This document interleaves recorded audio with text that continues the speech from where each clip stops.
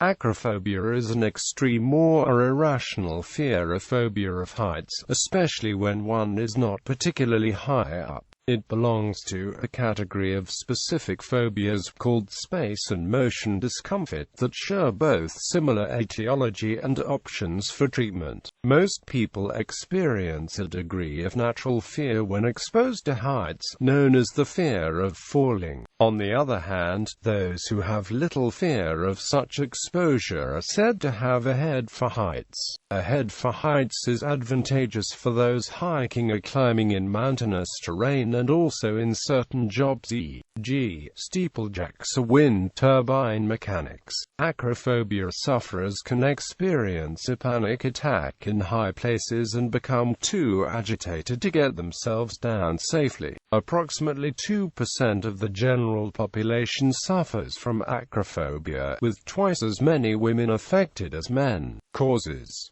Traditionally, acrophobia has been attributed, like other phobias, to conditioning or a traumatic experience. Recent studies have cast doubt on this explanation. A fear of falling, along with a fear of loud noises, is one of the most commonly suggested inborn or non-associative fears. The newer non-association theory is that a fear of heights is an evolved adaptation to a world where falls posed a significant danger. The degree of fear varies and the term phobia is reserved for those at the extreme end of the spectrum. Researchers have argued that a fear of heights is an instinct found in many mammals, including domestic animals and humans. Experiments using visual cliffs have shown human infants and toddlers, as well as other animals of various ages, to be reluctant in venturing onto a glass floor with a view of a few meters of apparent full space below it. While an innate cautiousness around heights is helpful for survival, an extreme fear can interfere with the activities of everyday life, such as standing on a ladder, a chair, or even walking up a flight of stairs. A possible contributing factor is a dysfunction in maintaining balance.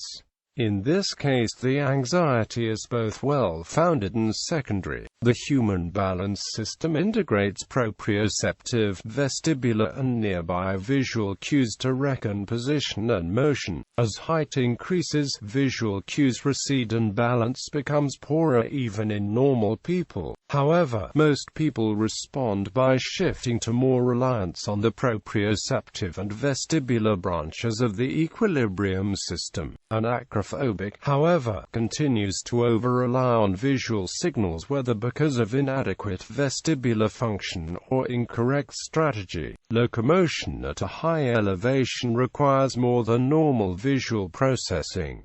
The visual cortex becomes overloaded, resulting in confusion. Some proponents of the alternative view of acrophobia warn that it may be ill-advised to encourage acrophobics to expose themselves to height, without first resolving the vestibular issues.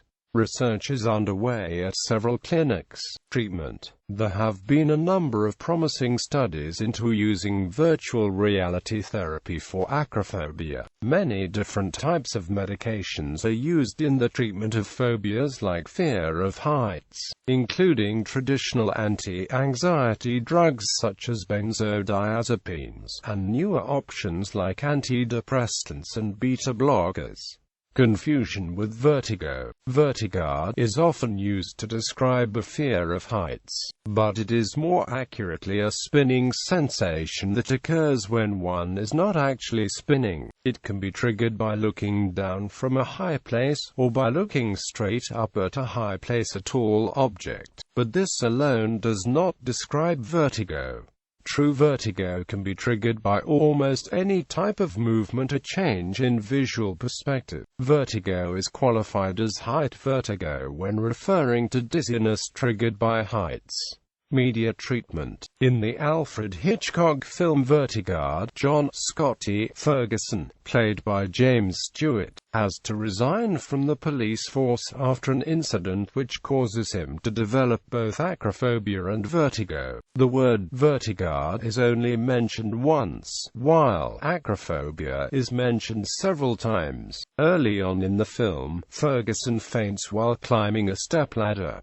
There are numerous references throughout the film to fear of heights and falling.